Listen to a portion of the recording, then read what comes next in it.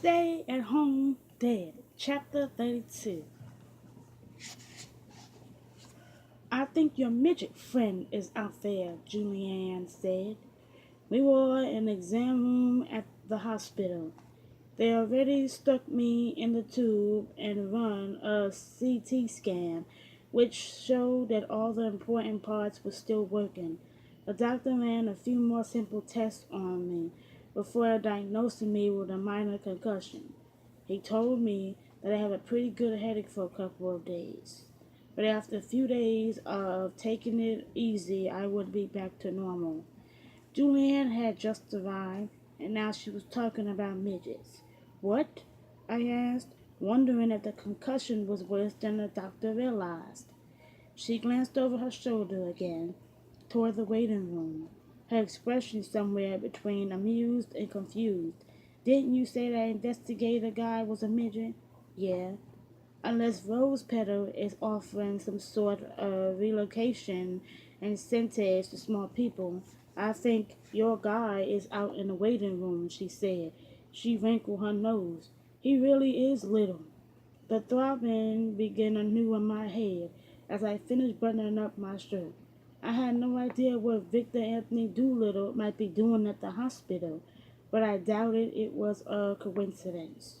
I slid off the exam table and slung my tie and coat over my shoulder. If he touches me, I swear to God, I'm going to hang him in a closet. Julian rolled her eyes and led the way out. Victor Doolittle was paging through a magazine when we walked into the waiting room. He was wearing a fedora again, paired with a Hawaiian shirt and slacks. He glanced up, tossed the magazine aside, and wiggled himself out of the chair. He pointed at me with a stubby finger. How's the noggin? Fine, I said. What are you doing here? His eyes moved from me to Julianne. He removed his fedora and smiled. Aren't you going to introduce me to this beautiful woman? No. He bowed in her direction. Anthony, Victor Anthony Doolittle, ma'am. It's my pleasure. She extended her hand, smiling. Julianne Winters. He took her hand and kissed it.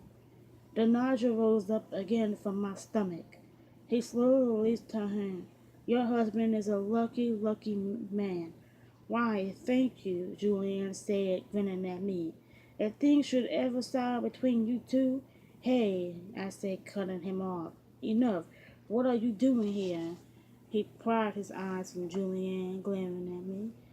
Maybe I'm here for a physical. That shouldn't take long. Deep lines formed on his wide forehead. They take a look at your man parts in there. Make sure everything's still working. Let's go, I said, walking past him and nudging Julianne along. See you later. Whoa, whoa, whoa, he said, following behind me like an annoying talking chihuahua. Take it easy, King Khan. I ignored him and kept my hand at the small of Julianne's back. She kept trying to look behind me to get another look at him. We pushed through the doors and stepped out into the thick, humid night air. I was there, you moron, Victor said. Where? I called over my shoulder. Oz? Tonight, he said, I was there when somebody tried to knock your lock off. Against every instant, I stopped in my tracks. Julianne stopped as well, and we both turned around. Victor shrugged his shoulders and held his little hands out. Palms up. But, hey, maybe you don't care about that. Maybe you don't care if I saw something. He gave me a smug smile. Maybe you got it all taken care of, big fella.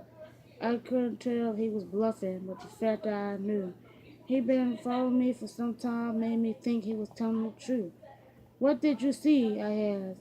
He laughed, a volley of snorts followed by what sounded like a sob.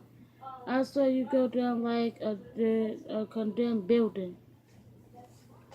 You want to feel what it's like to be under that building, I asked, stepping toward him. He jumped into his ridiculous karate stance again, chopping at the air. I was ready to give him a nice kung fu kick to the side of his fat head. Julian stepped between us, placing a hand on my chest, giving me a stern look, telling me to knock it off. She turned to Victor. Mr. Doolittle, It would be a great help to us if you would share what you saw. He looked past her at me. He comes at me, I have to hurt him. He won't come after you, she assured him. Right, Deuce? No, I said. His karate has frightened me. I am frozen in my tracks. Eek. Doolittle missed my sarcasm, threw his shoulders back, and lifted his chin. That's more like it. What did you see? Julian repeated. A truck, he said.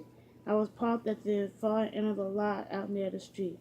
You were following me again? I asked. Doing my job, he said. I watched you get out of the van. Walk there to the front of the steps, speak to Miss Andrews, and answer your cell phone. He definitely wasn't bluffing. Did you see who was behind Deuce? Julian asked. No, Victor said. I was observing from my car. You were closer than I was when you pulled into the lot. But you saw a truck? Julian said, pressing. He nodded. Yup. It left the lot on the far side during all the commotion, everyone rushing to help your husband. You get a license plate? I asked. A description of the truck? Maybe. My headache was threatening to blow my skull wide open, and my tiny little nemesis wasn't helping. Let's go, Jules, I said. I don't care what Mighty Mouse says he saw. His face fired up again, and his hands closed into fists. Mighty Mouse, I'll stick my foot up so far. Julian reached out and touched him on the arm. Please, Mr. Doolittle, ignored him. He has a concussion. If you saw anything, we'd like to know. He looked down at her hand on his arm, and his entire demeanor changed, like she was some sort of faith healer with a touch of the power. Her touch made him happy and infuriated me. I got a partial on the plate, he told her. But I don't give information out for free. I'm an investigator, and I have to make a living. Jules, seriously, I said, ready to blow my top. Screw Doopy, let's go. She held a big finger up in my direction. Mr. Doolittle, she said, I'm sure that being an investigator, you hate to obstruct justice. His smug expression weakened. And if you have information that might be helpful in solving tonight's assault, you would be guilty of just that, she explained. So she smiled at him. But I know you know that, so please. He thought about that for a moment, his eyes shooting back and forth between me and Julianne. I wanted to poke his little beady eyes right out of his head. Finally, his gaze settled on Julianne. Let me work on it. I'll come by your house tomorrow evening and tell you if I got anything. I started to object, but Julianne stopped me with her finger again. That'll be fine, Julianne told him. We'll see you then. You bet we will, doll, he said, adjusting his fedora and backpedaling toward the parking lot. Good luck getting me out of your dreams tonight, baby. This pretty face is hard to forget, he shot her with his forefinger. Later. Julianne hooked her arm with mine, and we started walking slowly toward the car. Do we have to save him dinner, I asked. That would be the polite thing to do. It'll be a tough decision then. She took out her keys as we reached the car. What will be a tough decision. On what to serve, I said. Short ribs or shrimp?